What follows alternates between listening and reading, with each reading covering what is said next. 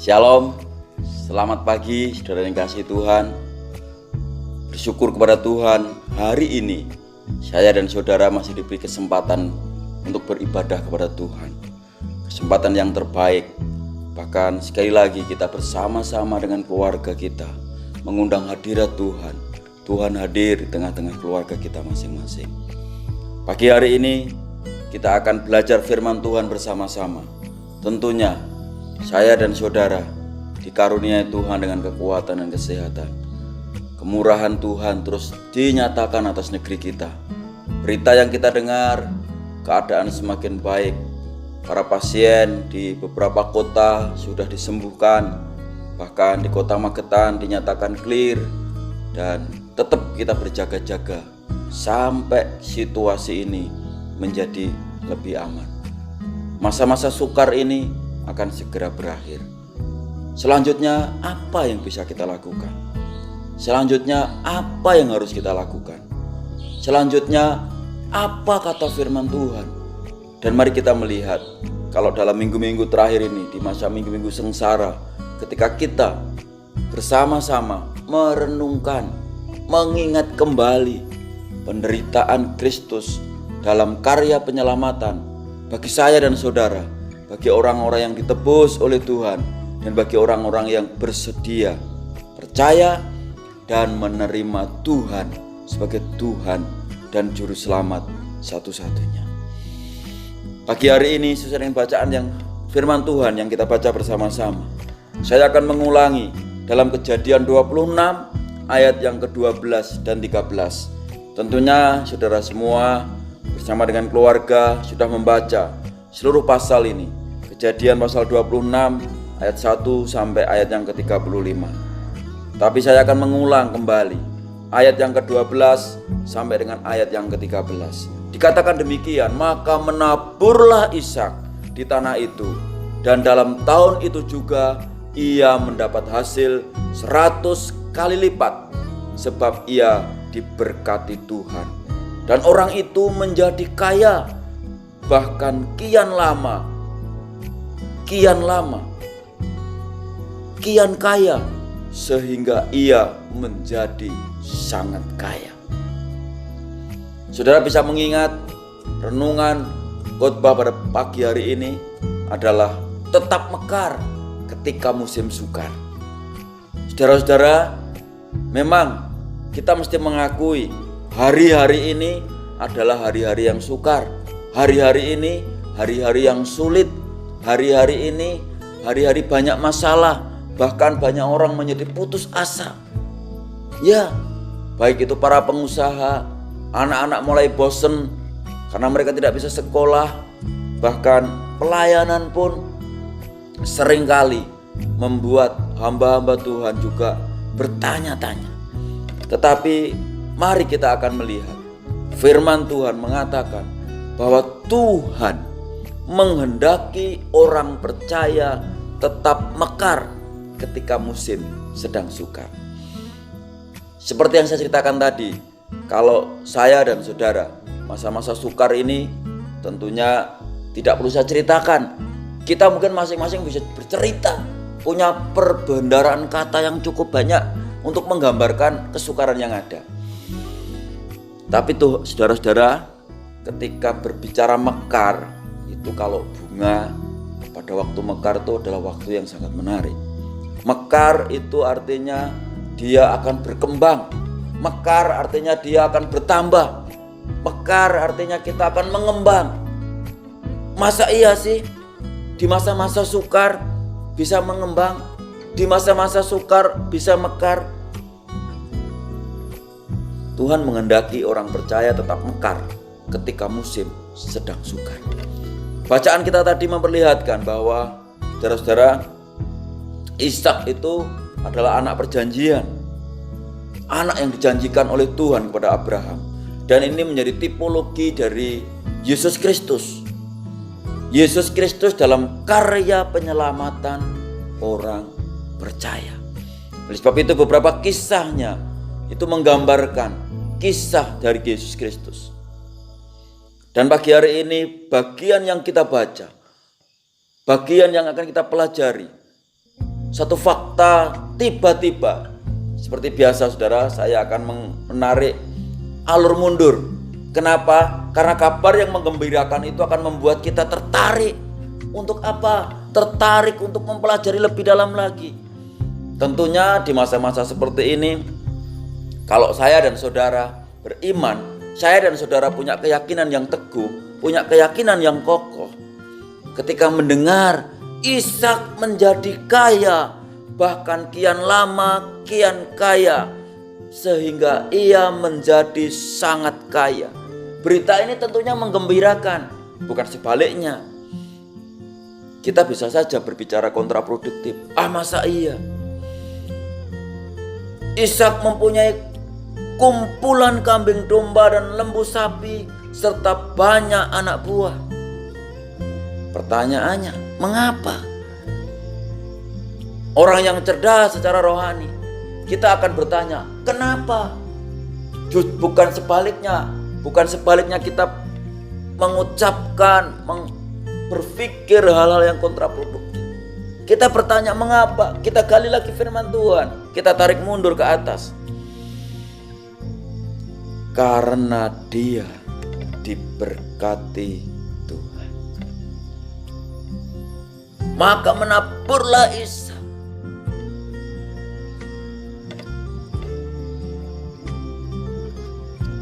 Di tanah itu dan dalam tahun itu juga ia mendapat hasil 100 kali lipat, sebab ia diberkati Tuhan. Jadi kalau ayat 13 mengatakan ia menjadi kaya, kian lama kian kaya, dan menjadi sangat kaya, itu meningkat.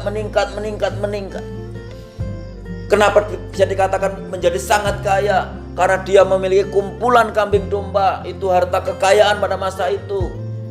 Tanah belum menjadi kepemilikan pada waktu itu. Tetapi siapa yang mempunyai kumpulan kambing domba, karena dia kemanapun dia pergi bisa dibawa. Dan dia memiliki banyak anak buah. Orang yang memiliki anak buah punya pengaruh besar. Dia akan menang di mana-mana. Kita lihat dalam bacaan kita tadi. Bahkan orang-orang Abimelek dan orang-orang Gerar pun keder dengan siapa Ishak. Kuncinya adalah karena dia diberkati Tuhan. Kenapa dia bisa menjadi kian kaya dan menjadi sangat kaya?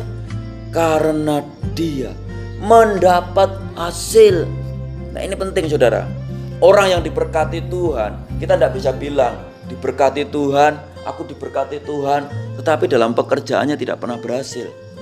Dalam perjalanan hidupnya tidak pernah berhasil. Dalam perjalanan hidupnya tidak pernah mendapatkan sesuatu yang bisa membuat kita semakin bahagia, membuat kita semakin sejahtera, membuat kita semakin mengerti jalan hidup kita. Bolak-balik gagal, tentunya tidak mendapatkan hasil. Tetapi Ishak tahun itu juga dikatakan mendapatkan hasil 100 kali lipat. Itu yang meningkatkan hidupnya, itu yang membuat dia mekar. Dua hal ini tidak akan pernah bisa terjadi kalau jelas potensi diberkati Tuhan itu saya dan saudara itu pasti. Kenapa? Karena saya dan saudara adalah orang yang orang yang ditebus Tuhan. Mendapatkan hasil itu potensi semua kita yang bekerja. Dan tentu yang harus dimulai oleh saya dan saudara adalah tindakan nyata. Dan tindakan nyata itu sebenarnya seolah-olah tidak mungkin di masa sukar. Dan itu yang dilakukan oleh Ishak, yaitu dia menabur. Saudara-saudara, alasan dia bisa mekar, alasan dia bisa meningkat, itu yang pertama diberkati Tuhan. Yang kedua dia mendapat hasil. Artinya apa yang dikerjakan itu menghasilkan. Dan tindakan nyatanya adalah menabur. Sebentar, saya nanti akan ceritakan apa itu menabur, apa itu menanam benih, apa itu menyebarkan benih. Kita lihat dulu konteksnya. Kapan Ishak ini menabur? Kejadian 26 ayat 1 dibuka dengan kata apa? Maka timbullah kelaparan di negeri itu. Ini bukan kelaparan yang pertama yang terjadi dalam zaman Abraham. Sebab itu Ishak pergi ke Gerar kepada Abimelek, raja orang Filistin. Kelaparan di negeri. Saudara, pada waktu itu kalau ngomong kelaparan itu adalah masa yang sangat sulit. Itu kalau sekarang bisa dibilang sebagai krisis ekonomi. Tahun 98 kita pernah mengalami 97, 98, 96, 97, 98 krisis moneter. Dan hari-hari ini kita bisa melihat keadaan ekonomi kita. Saya mendengar di Indonesia sudah 2,sekian%. Tertekan keadaan ekonominya. Ini resesi dunia, kesulitan, kelaparan. Jadi kalau Ishak hidup di masa kelaparan di negeri itu, bahkan dikatakan itu bukan yang pertama. Hari-hari ini banyak di antara kita ya, seusia saya, agak di atasnya sedikit, itu cerita, seumur-umur hidup saya ini, masa seperti ini, situasi seperti ini belum pernah terjadi. Ishak ini mengalami, dikatakan di zaman Abraham. Tentunya saya yakin Ishak juga sudah ada, karena pada masa ini Ishak sudah umur sekitar, setelah menikah berarti sudah lebih dari 40 tahun. Dikatakan itu bukan kelaparan yang pertama. Masa sukar itu bukan yang pertama. Jadi kapan Ishak menabur? Itu pada waktu keadaan dunia, keadaan negeri sedang sukar, sedang kelaparan, sedang sulit. Yang ketiga, di mana dia menabur? Kejadian 26 ayat 3 dikatakan, tinggallah di negeri ini sebagai orang asing, maka aku akan menyertai engkau dan memberkati engkau. Sebab kepadamu dan kepada keturunanmu akan kuberikan seluruh negeri ini, dan aku akan menepati sumpah yang telah kuikrarkan kepada Abraham ayah. Janji Allah itu diberikan di mana? Di tempat negeri asing. Saya memberikan gambaran di negeri asing itu adalah di tempat yang tidak biasanya. Namanya asing kan? Seperti hari-hari ini kita jangan kontak orang asing. Jangan berpikir orang asing itu harus orang bule, harus orang barat. Bukan. Tetapi orang-orang yang tidak biasanya. Jadi kalau sekarang dikatakan physical distancing atau tidak saling bersentuhan secara fisik, itu bukan berarti dengan keluarga kita, dengan suami istri, dengan anak-anak yang setiap hari ketemu, kecuali salah satu keluarga kita baru bepergian jauh sehingga dia menjadi orang yang tidak biasanya. Mungkin juga dengan tetangga-tetangga yang tidak pernah pergi kemana-mana, tidak masalah. Bukan itu. Tetapi orang asing adalah orang yang tidak biasanya. Saya dengan anak-anak saya tidak apa-apa, karena setiap hari kami tidak pergi kemana-mana, kami tinggal di rumah bersama-sama. Tetapi dikatakan di negeri asing, di tempat yang tidak biasanya, di situasi yang tidak biasanya. Ini yang ingin saya jelaskan. Di negeri asing itu adalah di tempat yang tidak biasanya. Saudara biasanya bekerja di kantor, sekarang harus di rumah. Itu asing. Fasilitas mungkin tidak selengkap di kantor. Rekan-rekan tidak selengkap di kantor. Saudara kuliah, saudara studi, tidak di tempatnya, tidak di kampus, tidak di sekolahan. Mungkin fasilitasnya sangat terbatas. Saudara harus di rumah. Saudara mungkin melayani. Saudara mungkin beribadah. Aduh enak ini hari Minggu, biasanya kami kumpul dengan rekan-rekan. Kita bisa saling menguatkan. Tetapi tidak, kami hanya kumpul satu keluarga. Apakah hadirat Tuhan bisa hadir? Apakah bisa menikmati jamahan Tuhan? Saya bilang bisa. Ishak bisa menabur di negeri asing. Lalu bagaimana dengan kita di masa-masa ini? Apakah kita bisa mekar, berkembang, mengembang ketika musim ini sedang sukar? Mari kita melihat polanya. Ishak itu tetap produktif dan tidak melakukan yang kontraproduktif. Ishak itu tetap produktif dan tidak melakukan yang kontraproduktif. Melakukan yang positif, melakukan yang produktif itu adalah tetap berpikir dan bertindak benar di waktu sukar. Itu kunci supaya kita bisa mekar. Pikirannya apa? Pikirannya adalah Tuhan menghendaki orang percaya tetap mekar ketika musim sedang sukar. Kenapa? Karena dikatakan tadi Tuhan itu memberkati. Janjinya Tuhan itu ada dan melekat pada saya dan saudara. Tetapi berkat itu tidak serta-merta bisa kita nikmati kalau kita tidak melakukannya. Hasil itu tidak akan kita dapatkan kalau tidak ada tindakan nyata. Konsep bahwa kita diberkati Tuhan itu pasti itu harus ada di benak kita. Apapun keberadaan kita,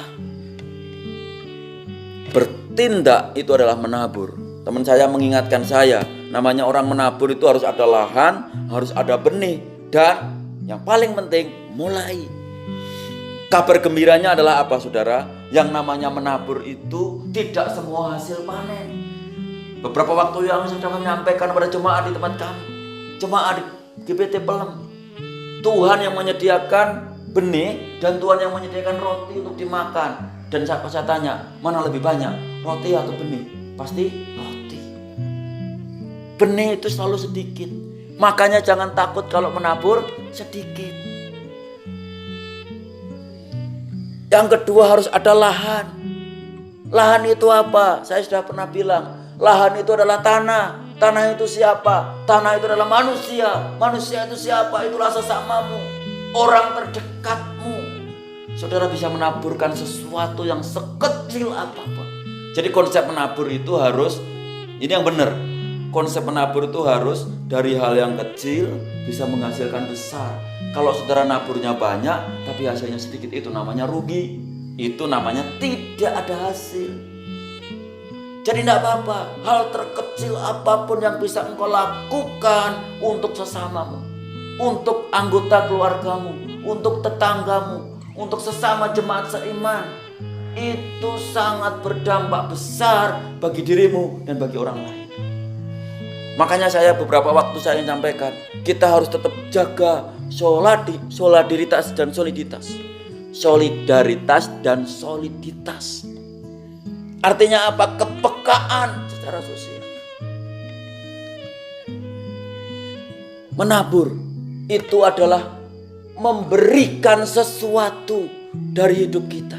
Baik itu dalam pelayanan, baik itu dalam studi, baik itu dalam segala hal. Pemberian-pemberian, tidak harus materi, perhatian. Sekecil apapun di masa sukar ini sangatlah luar biasa. Saudara yang biasanya tidak mendoakan, saudara berdoa, itu taburan. Saudara biasanya tidak olahraga, itu taburan.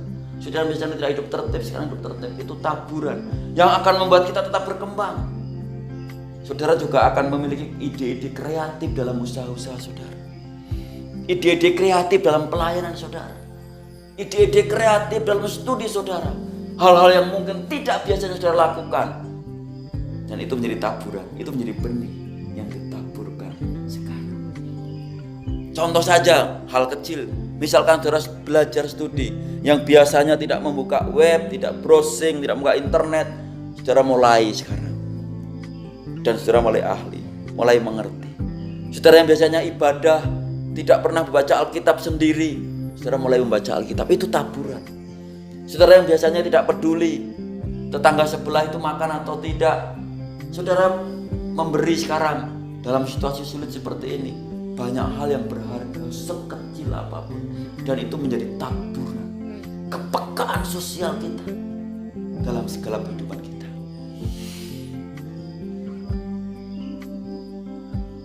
Meski di tempat asing, di tempat tidak biasanya.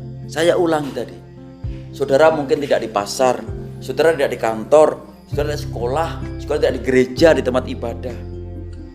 Tetapi kita masih bisa tetap melakukan yang produktif dan tidak melakukan yang kontraproduktif. Tidak melakukan keluhan-keluhan, tidak mengeluarkan keluhan-keluhan, tidak melakukan hal-hal yang kontraproduktif.